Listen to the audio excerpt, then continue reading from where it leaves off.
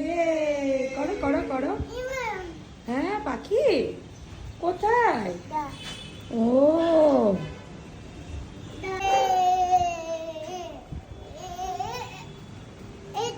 এটা কই? হ্যাঁ বলো। ওয়াও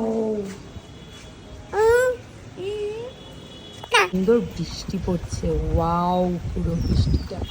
আচ্ছা কাকে ডাকছো বলো?